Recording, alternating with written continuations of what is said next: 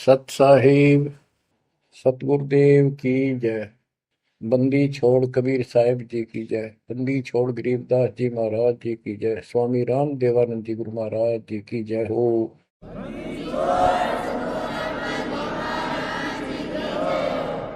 सर्व संतों की जय, सर्व भक्तों की जय, धर्मी पुरुषों की जय। श्री काशी धाम की जय, श्री सुडानी धाम की जय, श्री क्रोथा धाम की जय, श्री बरवाड़ा धाम की जय। सत साहिब ग्रीब नमो नमो सत पुरुष को नमस्कार गो की नहीं। सुर नर मुनि जन साधु संतों सर्वस दीन।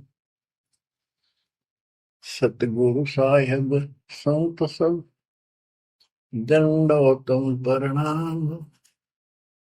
आगे पीछे मत हुए किनको जा कुर्बान। बच्चों, धन्य है आपके माता पिता जिससे जन्म हुआ। धन्य है आपके पिछले जन्मों की भक्ति और संयम। उसी के परिणाम स्वरूप आज आप परमात्मा की शरण में आए हो। लख वर्षूरा जूझ ही लख वर्षा मध्य लख वर्ती जहान में तो सतगुरु से मांगे। भावार्थ है कि आप इतने अच्छे धर्म कर्म वाले व्यक्ति रहे हो, लेकिन मोक्ष नहीं मिला। मोक्ष न मिलने का कारण परमात्मा पे अविश्वास रहा। जिस भी धर्म में जब जाति के अंदर हम जन्मे, हम उन्हीं क्रियाओं को उत्तम मानते रहे। परमात्मा के ज्ञान से प्रेरित होकर कुछ दिन भक्ति जरूर की, लेकिन एक से अनेक अधिक नहीं थे हम, फिर हम रह जाते थे। लेकिन ये परमात्मा हमारे पिता हैं कबीर साहब, हमारे सच्चे साक्षी हैं, हमारे एकमात्र हितैषी हैं इन काल के 21 ब्रह्मांड रूपी नरक में। बच्चों, आज कबीर साहब कहते हैं झूठे सुख को सुख है ये मान रहा मनमोद, ये सकल कभी ना काल का कुछ मुख में कुछ क्रोध। हम इस झूठे सुख को सुख मान रहे हैं। थोड़ा सा धन हो गया, कार कोठी होगी, बेटा बेटी होगी, और फिर सारा दिन बकवादों से अतिरिक्त कुछ नहीं सूझता। धन जोड़ लो, हेरा फेरी कर लो, और अधिक पैसा हो जाता है, राजनीति में आ जाओ, यानी मई माँ की भूख बनी रहती है। और ये हमारे जन्म मरण का मुख्य कारण है। जैसे आप धर्मदास जी के प्रसंग में सुन रहे हो, कितनी तड़प थी, कितना धन था, लेकिन कुछ भी बन ले, राजा बन ले, महाराजा बन ले, सेठ बन ले, और कहे गरीब निर्धन बन। अब निर्धन को तो वैसे संतुष्टि नहीं, वो चाहता धन चाहिए। धन है तो सुख है। जिसका संतान नहीं है वो चाहता संतान है तो सुख है। कोई चाहता है भी सेठ धनवाला सोचता है कि मुझे कोई सुख नहीं। सुख तो इन राज्य महाराजों को होता है। राज्य महाराजों को सपने में भी सुख नहीं होता। बच्चों, यह बात जिस दिन आपके हृदय में बैठ जाएगी कि ये सुख है ही नहीं, रात को भी नींद नहीं आती इन राजाओं को, नेताओं को।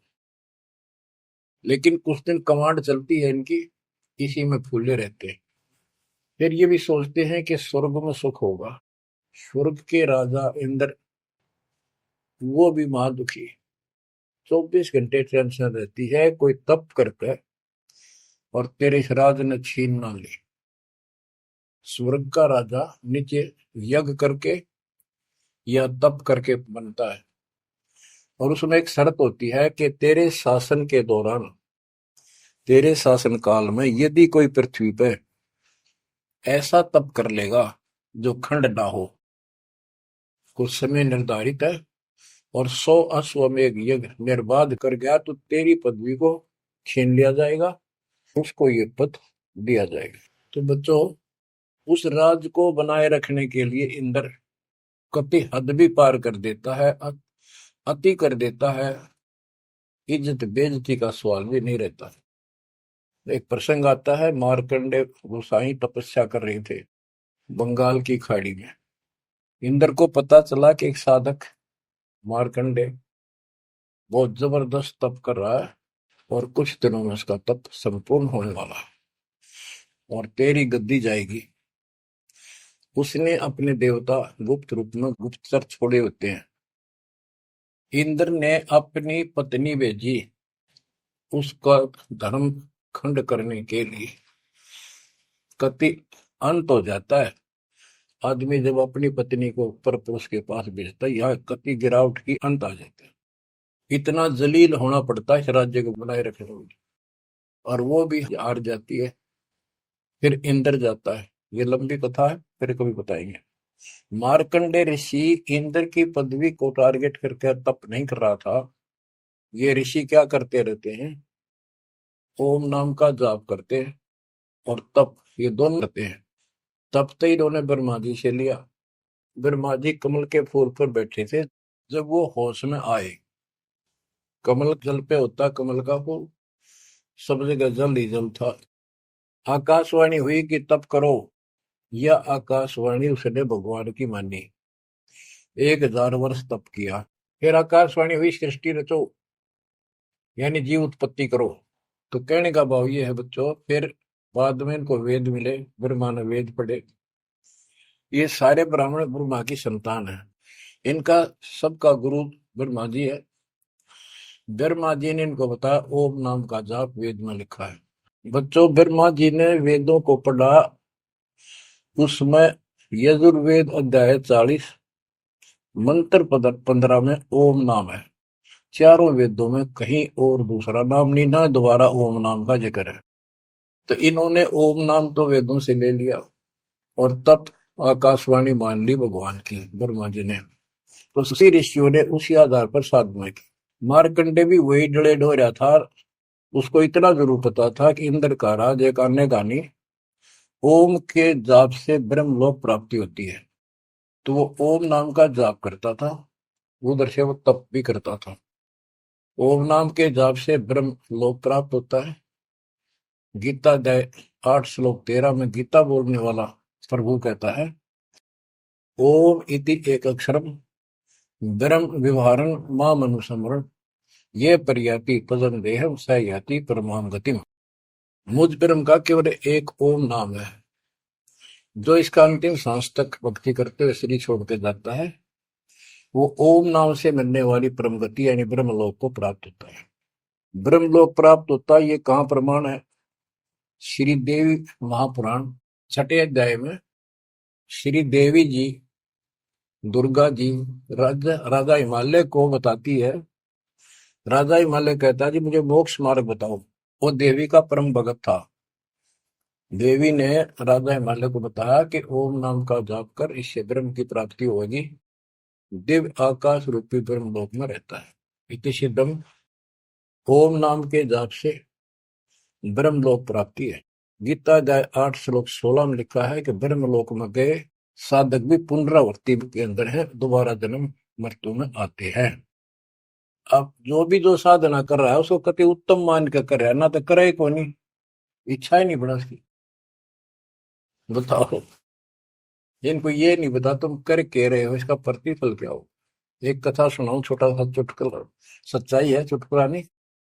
उदाहरण, दास के पास एक बहन अपनी दूसरी बहन को लेके आई।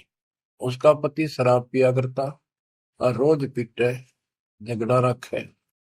तो जो लेके आई थी उसका पति भी इतना नालायक था। परमात्मा ने दया करी, वो सुधर गया और तगड़ी भक्ति करने लग गया, खूब सुधर गया, चर्चा होगी गांव में। तो वो बहन बोली जी मैं तो अपनी बहन को देख के आई हूँ, इसके तो सारे सुख हो गए। मैं बेटी आपके भी होंगे, आपको ये हमारी मर्यादा का पालन करना पड़ेगा। वह बोली जी मैं ये व्रत ना छोड़ दूं, 16 शुक्रवार के व्रत करती हूँ। 16 शुक्रवार के व्रत करने हैं, वो तो 5-6 हुए हैं मेरे। मैं बोला हमारा नाम लेना बेटी, वो सब त्यागने पड़ेंगे। ये व्रत रखती किस उद्देश्य से है, कि लाभ होगा आपको, फिर पता लगा बताई थी किसी ने, अब तेरा पति शराब छोड़ देगा। मैं बोला पहले 16 शुक्रवार व्रत के प्रतिफल बताऊं के उसे, इसका लाभ क्या है। ये आन उपासना, ये डले ढोने वाले क्या बताते हैं कि एक बहन का पति परदेश में गया था और वो 2-3-4 साल तक आया नहीं। उसने किसी ज्योतिषियों से दिखाया, पतरे हाथ दिखाए, किसी ने बता दिया कि तेरा पति तुझे भूल चुका है, तेरी याद नहीं रही है, माता संतोषी के व्रत रख 16, तेरा पति वापस आ जाएगा। उसने व्रत रखने शुरू किए, शुक्रवार के 16वें दिन, 16वें व्रत वाले दिन वापस आ गया। ये है इसका फल। और मैं बोला तेरा पति रोज आवे रोज कुटे, गड्ढेगी तू इस बता के, फूकेगी इन व्रत, बुद्धि कान रखेगी तुम्हारी। तंते रखना नहीं चाहिए, 2-4 दिन ना हो तो बढ़िया, पिटाई देना हुआ। कहने का भाव यह बच्चों, इन गुरुआ गांव बिगाड़े संतो, गुरुआ गांव बिगाड़े, ऐसे कर्म जीव का लागिए कीव जड़े नहीं जाड़े। तो मार्कंडे ऋषि इंद्र से कहता है, इंद्र तू इंद्र की पदवी छोड़ दे, अगले जन्म में गधा बनेगा। इंद्र कहता जी फेर की फेर देखी जाएगी, तो मौज करने दो। बता, हमारी बुद्धि यहां तक सेट हो चुकी है।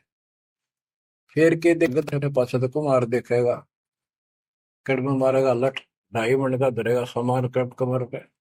मार्कंडे ऋषि उसको कहता तू मेरे वाली साधना कर ले, तुझे ब्रह्मलोक पहुंचा दूंगा। बच्चों, वो कहते हैं ना, बेड की लात गुडने तले तले, ये कहीं जा लो, इनका ये इतना ज्ञान है, इतनी इनकी अंतिम भक्ति है। अब प्रसंग चल रहा है धर्मदास जी का। ये जड़े धर्मदास जी ने खूब डो लिए थे, और जब आंख खुली, ओए होए होए, अब परमात्मा उनको छोड़कर चले गए।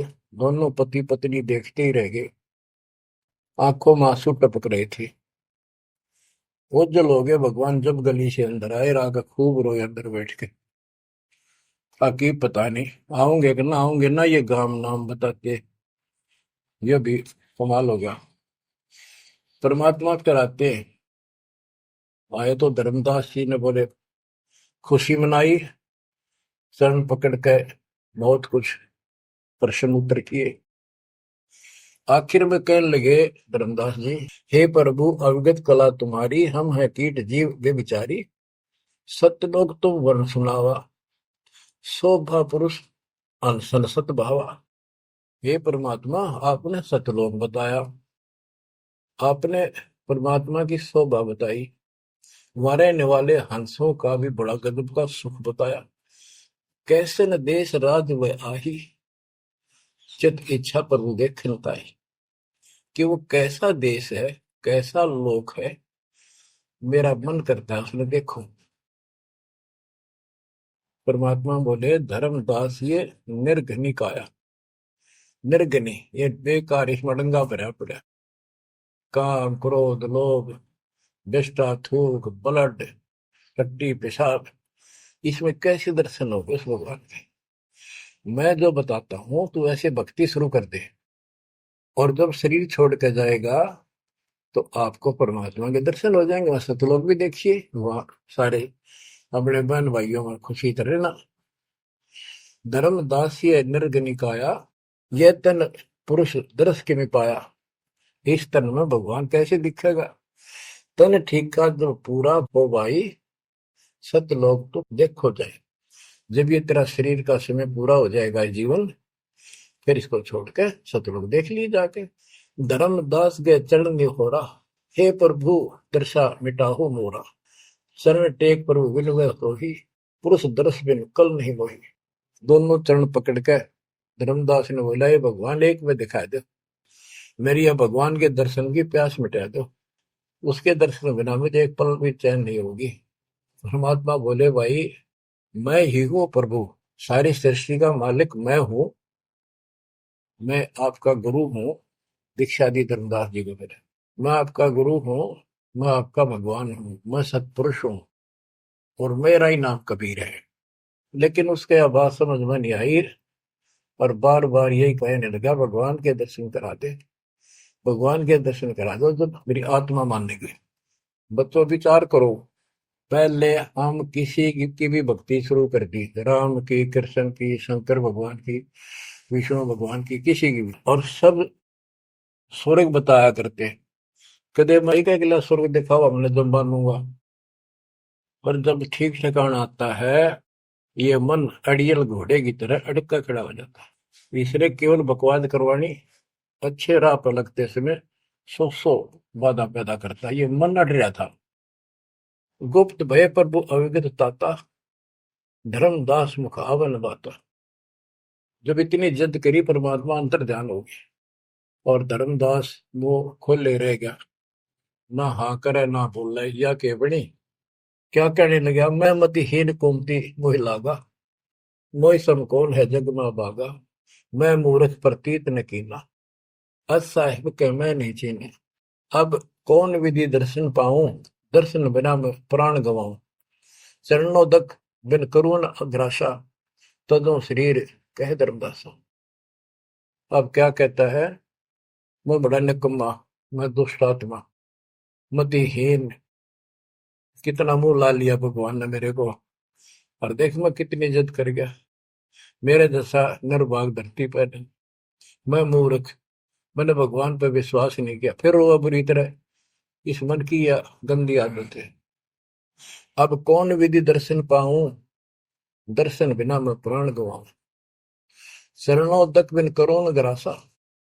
जब लगूं के चरण धोकर नहीं पी लूंगा मैं, अन्न नहीं खाऊं, तदो शरीर कह धर्मदास, नहीं तो मरूंगा। दिवस सात लग अन्न न खावा, भजन अखंड नाम लो लावा। जो नाम दिया था उसमें डट कर भक्ति करता रहा, ना कुछ खाया ना पिया। सातवें दिन पर वो प्रगट दिखाए, धर्मदास पद गए अपलाए। सातवें दिन परमात्मा आए, धर्मदास ने पैर तरफते हुए पड़े पड़े ने पैर पकड़ लिए, दृढ़ श्वासा निपट अधीरा, पड़े चरणन में अक्षीण शरीरा। शरीर बहुत कमजोर हो गया था, धरती में पड़े पड़े ने सर्क के वाले के चरण पकड़ लिए। कर गए साहेब तही उठावा, शीश हाथ दे अंक मिला। परमात्मा ने उसके अपने हाथ का सहारा देकर उसको खड़ा किया और फिर अपने सीने से लगाया। धर्मदास चरणोदक लीना, चरण पखार आचमन कीना। धर्मदास ने फिर उठ के जल लाया, परमात्मा के चरण धो के पिए। परमात्मा बोले, हे धर्मदास, प्रसाद कुछ पाओ, कुछ खा लो, कर प्रसाद तो मुंह पे आओ, मेरे पास आओ फिर तो, और फिर मैं तुझे सारा ज्ञान बताऊंगा। तो धर्मदास ने जल्दी जल्दी कुछ खाया। उसका ये टेंशन थी कि चले ना जा। थोड़ा बहुत खाया, पानी पीकर पटदे से आगे बैठ गया। धर्मदास का शरनाई सुन प्रभु अगर अपार, 7 दिवस कहाँ रहे, कौन देश पगडार। तो परमात्मा से पूछने लगा है, भगवान आप कहाँ रहे, कैसे कैसे रहे, कहाँ गए। फिर उसी बात पर आकर गया, हे प्रभु चिंता गण करो मोरा, पुरुष दर्श देव करो ने हो रहा। हे प्रभु चिंता गण गौ मोरा, पुरुष दर्श दिखाओ करूं ने हो रहा। मैं हाथ जोड़ूं, आपके नहोरे निकालूं, मुझे भगवान के दर्शन दिखा दे। परमात्मा कहते धर्मदास ये हट का कर हो, मानो शब्द शीश पर धर हो। मैं तो कहूँ वो मान ले तू। हमरे गहे पुरुष पे जय है, बिना गहे वो जान न पे। अब मेरे नाम को तो ठीक से जप, मैं मिल गया, गुरु के बिना उस भगवान की प्राप्ति नहीं हो सकती। हमसो पुरुष ऐसा आही, जल तरंग जल अंतर नाही। कि भगवान मेरे में इतना अंतर समझ ले, इतना भी अंतर नहीं है। जैसे समुद्र से लहरें उठती है, लहर और जल अलग नहीं होता। बच्चों, धर्मदास जी को खूब समझाने की चेष्टा की कि हमरी सूरत गहो चितलाई, तभी पुरुष पतन। मेरे को भगवान रूप समझो, तब मालिक की प्राप्ति होगी। से हृदय प्रतीत अस आने, गुरु और पुरुष भिन्न नहीं जाने। गुरु और परमात्मा को अलग नहीं समझा है, तो शिष्य में ऐसी श्रद्धा होनी चाहिए। जब लो चित असरीति ने आवे, जब लग ऐसा भाव नहीं होगा, तब लग जीव लोक नहीं सतावे। धर्मदास चित बहु सकाने, चरण टेक वो विनती ठाने। सारा कुछ कह लिया भगवान ने, पर उसने अपनी बात को ऊपर रखा। परमात्मा भी चाहते थे कि मैं एक अपना आई विटनेस तैयार करूं। हे प्रभु सत कहो तो पाही, तुम ते कुछ तुस्ताई नहीं। मोरे तुम पुरुष हो स्वामी, यम त छुड़ाओ अंतर्यामी। हो प्रभु वर्णव लोक की शोभा, ताते आदि मोर मन लोभा। आपने इतना सुंदर लोक बताया, वहां के इतने सुख बताए, तो इसलिए मैं देखना चाहता हूँ। तब लीला बहुत हम देखा, आपके चमत्कार मैंने बहुत देख लिए। पुरुष दर्श बिन रह ये रेखा, भगवान के दर्शन नहीं कर लूंगा इतना मेरे मन का दोष निकले नहीं। जो किंकर पर हो दयाला, तो छिन में होएगा पुरसाला। कि मेरे दिल का कांटा जब निकलेगा, जब आप यह दया कर दोगे। तब परमात्मा ने कहा धर्मदास ठीक है चलो।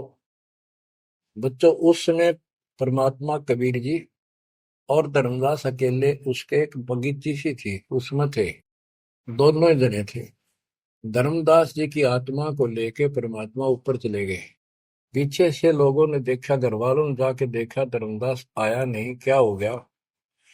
वो बेहोश पड़ा जैसे कोमा में होता है, मरा नहीं। 3 दिन तक ऐसा रहा। मालिक को ऊपर लेके गया। धर्मनी जो ऐसो चितके ना, तन तद चल लोक प्रवीणा। छोड़ इस शरीर को, चल मेरे साथ। राखो तन गौण ले हंसा, ता पहुंचे जा काल ही संसा। क्षण एक में पहुंचे जाई, अवगत लीला लखे को पाई। शोभा लोक देख सुख माना, उदित असंख्य शशि और भाना। इतना प्रकाश उस लोक का जैसे असंख्य सूर्य और चांद उदय हो गए हों। परमात्मा कबीर जी जिंदा बाबा के रूप में थे। जब सतलोक में पहुंचे और जब उस परमात्मा के महल के सामने सतलोक में संतरी खड़ा था, परमात्मा बोले भाइयों मृतलोक से एक हंस आए हैं, धर्मदास इनका नाम है, और इनको वह परमात्मा के दर्शन कराओ सतपुरुष के। द्वारपाल ने एक और भगत को बुलाया और कहा इनको सतपुरुष के दर्शन करा के लाओ, महल में ले जाओ दरबार में। जब वो लेके चला धर्मदास जी को, बहुत से भगत और आगे हंस हंसनी, यानी जैसे यहाँ भगत कहते हैं वहां हंस कहते हैं, भगतमती कहते हैं वहां हंसनी कहते हैं। हंस का अर्थ है, हंस एक पक्षी है जो बुगले जैसा होता है, कति सेम टू सेम, लेकिन उसका गुण ये होता है वो मांस मच्छी नहीं खाता, भूखा मर जाएगा, केवल मोती खाता है। अर्थात संत भगत वो होता जो सब बकवाद छोड़ दे, केवल राम नाम के मोती सेवा सुमन दान करे, उनको हंस कहते हैं। तो काफी हंस इकट्ठे होकर आगे भगत और हंसनी भगतमती। बच्चों जैसे दास बताता रहता है, जो बच्चे स्कूल में सुख लेना चाहते हैं और वहां बकवादों में लगे रहते हैं, वो सदा दुखी होते हैं। अपनी पढ़ाई पूरी करके बढ़िया नौकरी मिल जाए, फिर नाचो गाओ, वहां सुख लो सारा। नाचने गाने का मतलब यहाँ पृथ्वी लोक पर रहना नहीं। भाव ये है कि जब आप सतलोक चले जाओ तो वहां मौज करियो सारी है। यहाँ काहे का नाचना और कित का गाना, एक पलक में पता नहीं क्या हो जाए। तो जैसे सतलोक में दूसरे धर्म वाले कई कहते हैं, तो सतलोक की महिमा बताते हैं कि सतलोक में प्रकाश ही प्रकाश है, वहां और कुछ है ही नहीं। वो आत्मा उसमें ऐसे मिल जाती है जैसे बूंद समुद्र में। ये पूरा राधा स्वामी पंथ, सच्चा सौदा वाले, सरसाले, गुरुदेव वाले और भी सब इस यह रटला रहे, वहां कुछ नहीं है।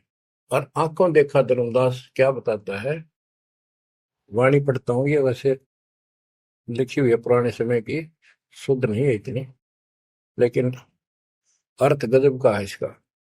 कहते हैं जित देखा जगमग झलका ही, देखत हर्षित भय ही भाई। धर्मदास ने जहां देखा इतनी सुंदरता प्रकाश में गजब का नूर चमक, देख देख खुश हो रहा है। द्वारपाल हंस जो रहिया, ता में एक हंस से कहिया, ए हंस तुम जाओ लेवाई, पुरुष दर्श दे आनो भाई। इसको धर्मदास को ले जाओ, परमात्मा के दर्शन करा के वापस यहीं ले आना। चले लिवाए पुरुष तो पैजा, हाँ अचानक हंस वो आए तब ही, वहां बहुत से अचानक और हंस आगे वक्त। करत कोलाहल मंगल चारा, शोभा अद्भुत अंग अपारा। ओहो, उनके जो वहां पर भगत आए और भगतनी आई, इतने गजब के सुंदर शरीर देखते ही बने। उनके गले में रत्नों की माला और जगमग दे बहुत गजब का, बहुत सुंदर कपड़े पहन रखे, अमर चीर शोभा धर्माए। अनसन भाल शोभा के वर्णों, धर्मदास कहता है कि उन हंसों के माथे की शोभा क्या बताऊं, बहुत गजब की। रवि करतारों में षोडश चंद्र भाल छिवि लहू, यानी 16 चंद्रमा का प्रकाश हो उनके माथे की, इतनी चमक थी, इतना नूर था। हंस कांति प्रतिरोम प्रकाशा, हीरा मणि उदित रोमासा। उनके शरीर की इतनी गजब की शोभा थी, प्रत्येक की रोम रोम की जैसे हीर और मोती चमक रहे हो। उनके शरीर का प्रकाश षोडश रवि, अनसन छवि मोहा, देह प्राण शुभ अमृत शोभा। उनके शरीर की शोभा 16 सूर्यों के प्रकाश जितनी थी। अब वहां भगवान के दरबार में पहुंच जाते हैं वो लेकर के, सिंहासन से भी देखत मनमोहा। ओहो, सुरती हंस अग्रानी अगाने, सत्य पुरुष सकल देखत अरसाने। वहां लेकर गए नाचते गाते हुए। जब उसने भगवान को देखा, धर्मदास जी ने, तरह गजब का प्रकाश, एक रोम शरीर के बाल की चमक, करोड़ सूर्य करोड़ चांद मिला दे। एक रोम रवि शशि कोटि सा, एक रोम की शोभा करोड़ सूर्य और चंद्रमा जैसी। पुरुष प्रकाश सतलोक अंजोरा, ताने पहुंचे निरंजन चोरा। के उस सतलोक का इतना सुंदर प्रकाश है, वहां ऐसी व्यवस्था है कि वहां ये काल निरंजन, ये चोर नहीं जा सकता, यानी इसका वहां भय नहीं है। अब सुनो, 4-5 पंक्तियों में कमाल कर दिया। पुरुष कबीर देखा एक भाई, धर्मदास पुन रहे लज्जाई। वहां पर परमात्मा तो सतलोक का मालिक, असंग ब्रह्मांड के तख्त पर सिंहासन पर विराजमान था, वो वही सूरत थी उनके साथ धरती से नीचे से आया था। ओहो, देखो ये तो लिखा कबीर सागर में, ये वो सुना रहा हूं। और वास्तविकता आपको बताई कि परमात्मा स्वयं उसको साथ लेकर गए और वो चौवर करने लगे उसके ऊपर। हमने इसका रस निकालना, सारा रस निकालना है। कबीर सागर का बहुत अड़ंगा कर रखा है इन्होंने, फिर भी हमने निष्कर्ष देखना है। जब धर्मदास जी ने देखा कि ये कबीर इनका सेवक है और ये है भगवान, उसमें रूप दो थे। जब परमात्मा खड़े हुए और जिंदा बाबा वाला रूप उस तख्त पर विराजमान हुआ, बच्चों जिसको धर्मदास भगवान मान रहा था, वो खड़े हुए सतपुरुष और परमात्मा जिंदा बाबा वाले वेश सिंहासन पर विराजमान हो गए, और वो चवर लेकर खुद परमात्मा उस कबीर जिंदा बाबा पर करने लगे।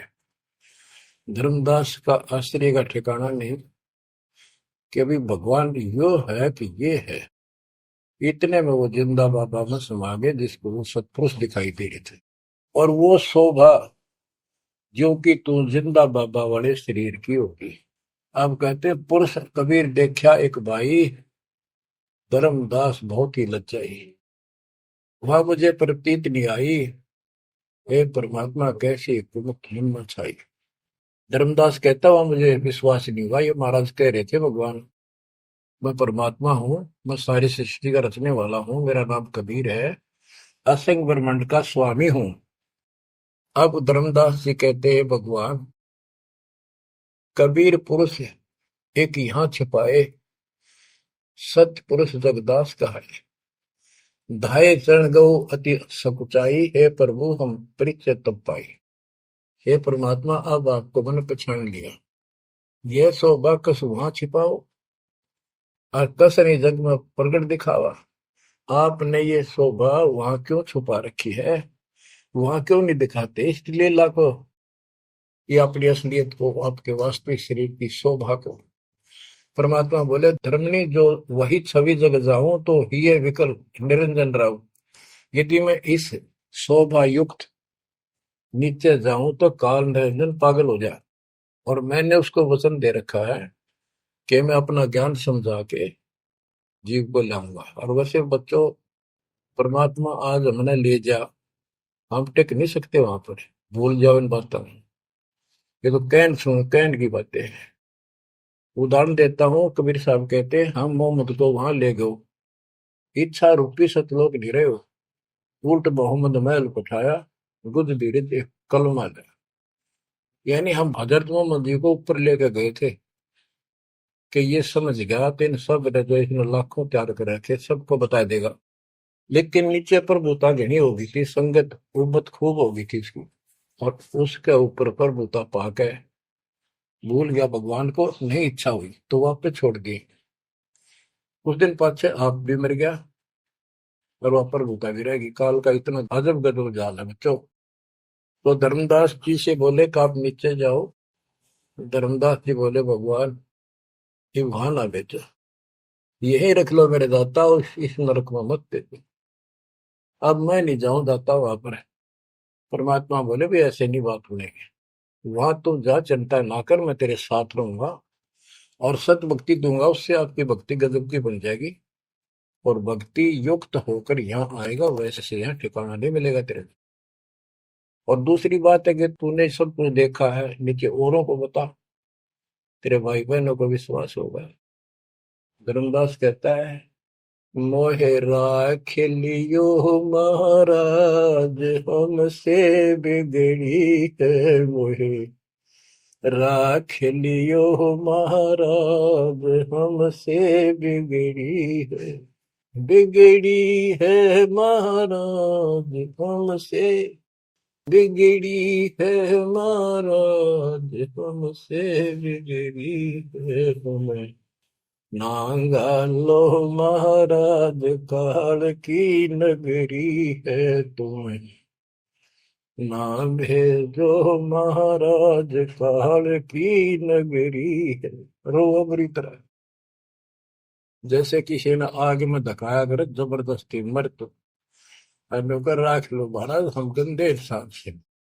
अब पता चला उन सारे भक्तों ने बताया तुमने ऐसी गलती करी थी भाई, इसलिए दुख पा रही कि हमने खुद बिगाड़ी अपनी किस्मत, तुम रख लो दाता, ना वे जो मेरे मालिक, पैर पकड़ा रोवे। परमात्मा बोले भाई ऐसा ना कर, वापस चल और वहां पर मैं तेरे साथ रहूंगा, भक्ति कर, कोई दिक्कत नहीं आने दूंगा मैं तेरे को, चिंता ना करी, तेरे पीछे पीछे न फिरूंगा मैं। और ये सारे ठाठ मैंने दे रखे थे तेरे को वहां पर, ना काल तो सारा कचू मन निकाल दे 1 मिनट में। धर्मदास को फिर हौसला हुआ और तीसरे दिन शरीर में वापस आया। आसपास सारे रिश्तेदार भी आ गए 3 दिन में। सारा गांव क्यों सेठ था, पैसे वाला था, लोग सुगरदे बैठे, ना मरता ना जिंदा, इसका क्या हाल हो गया। परमात्मा ने बताया मैं काशी में हूँ, एक जुल्हे का काम करता हूँ, मेरा नाम कबीर है, मेरा गुरु रामानंद जी है, स्वामी रामानंद, जो वहां के प्रसिद्ध संत हुआ करते थे। धर्मदास जी सचेत हुए, उठे तो देखा चारों तरफ हाहाकार मच रहा, वो जिंदा हो गए तो एकदम खुशी की लहर आ गई। आमनी भी रोए, तो वो कहने लगा क्या हो गया तुमको। तो बोले आप तो मर गए थे, ना मरो थे ना जियो थे, अचेत पड़े थे, बेहोश थे, हमको टेंशन हो गई थी कि मरेंगे। तब उसको विश्वास हुआ, नहीं तो स्वप्न मानना वो, ये मन इतना दुष्ट है, इतना उल्टा चल रहा है, जब ठीक ठिकाने की तरफ चलता है जीव, परमात्मा कसर नहीं छोड़ते, ये उसका बाप है। तो तब धर्मदास को विश्वास हुआ रे तेरे की, सचमुच में तो सचखंड गया, सतलोक गया था। फिर उनको बताने लग गया सारी, मैं वहां गया था, सतंदा बाबा भगवान है, खुद है, सारी सृष्टि के रचने वाले हैं, ब्रह्मा विष्णु महेश, तब उनके सामने कुछ भी नहीं है। वो रिश्तेदार आए थे वो चले गए, पागल हो गया, भांडन दे, जिंदा हो गया, शुक्र है। लेकिन जिसका लागे वो तंदर है, धर्मदास काशी पहुंचे और देखे दुल्हे के रूप में बैठे वह सूरत ज्यों की त्यों चरणों में पड़ गए। आसपास के कॉलोनी के लोग आगे बुलाए, बताओ पूछे कौन है ये? धर्म सेठ है, ऐसे ऐसे काशी का प्रसिद्ध सेठ है, नवा का, बांधवगढ़ का। और सब नौके देख किसी पागल हो रहे लोग इस नीरू के पुत्र को भगवान मानते हैं, इनकी अकल पर पत्थर पड़ी। यानी जुलाहे भी ये बात बोले, जो देखा वो यही कहे। धर्मदास जी ने चरण पकड़ कर छोड़े नहीं, परमात्मा गलती बहुत होगी, हे दयालु माफ करो।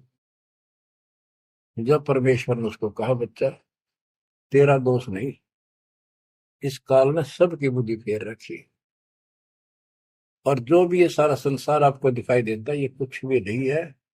एक सेकंड में मृत्यु हो जाती है इंसान की, और फिर कुत्ते गधे बनाकर छोड़ देता है। इसने तो सच्ची भक्ति करने नहीं देनी, या सच्ची भक्ति या जैसी भी आस्था मैं ही जीवों की बनाए रखे हुए हूँ।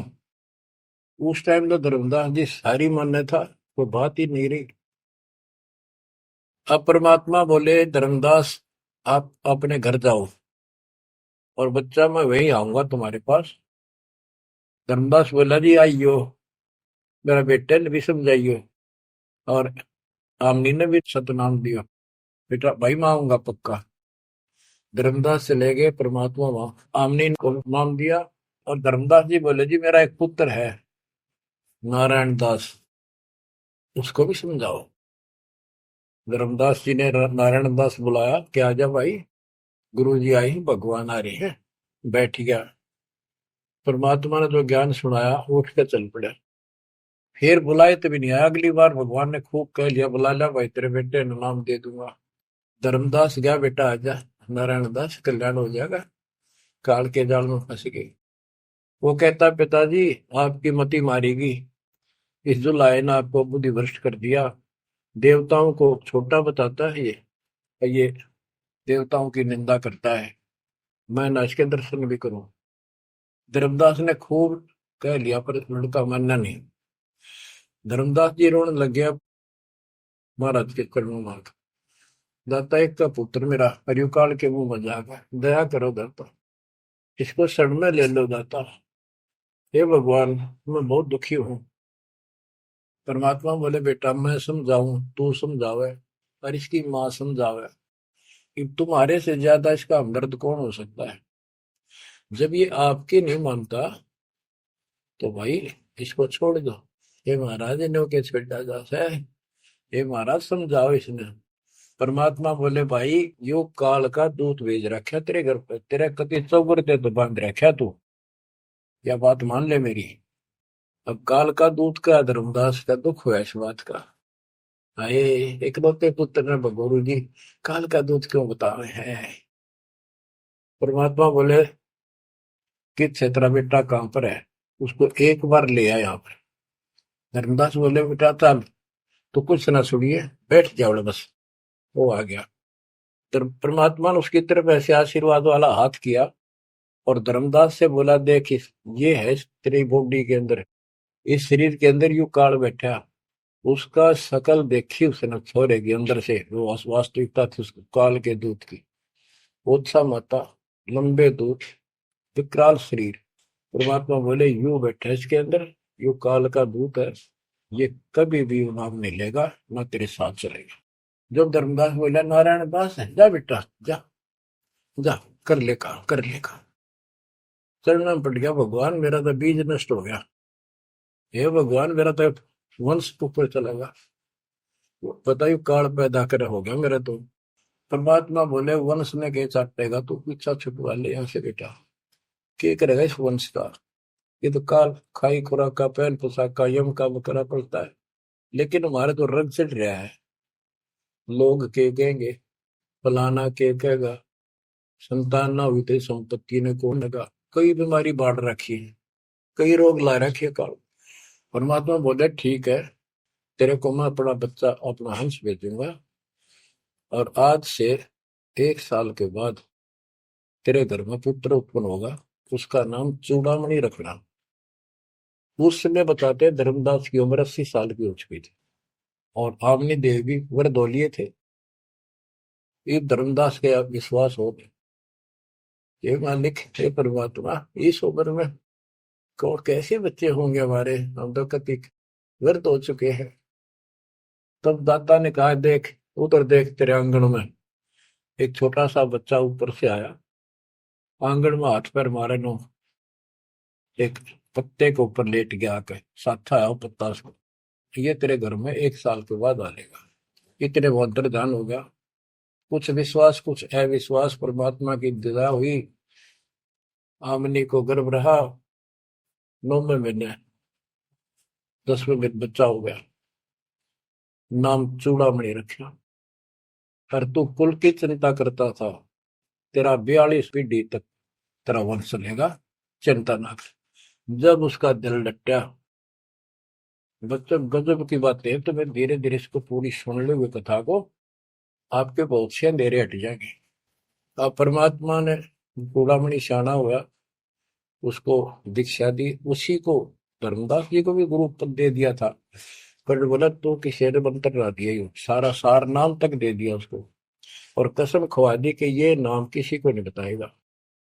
जब धर्मदास डिगमग देखे तो उसके लड़के को गुरु पद दे दिया चूड़ामणि को, केवल 5 नाम, ये 7 में से 5 बीच बीच के दिए, और बेटा इसी को तू आगे देता रहना, तेरे गुरु पद दे दिया।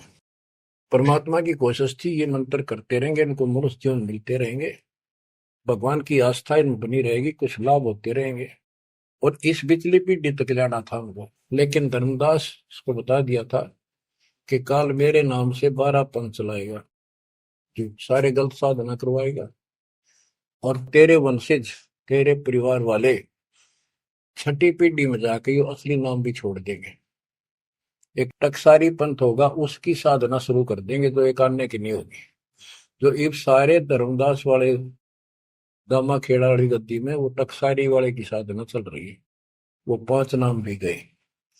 फिर धर्मदास रोने लग गया, हे मालिक, इनका उद्धार कैसे होगा।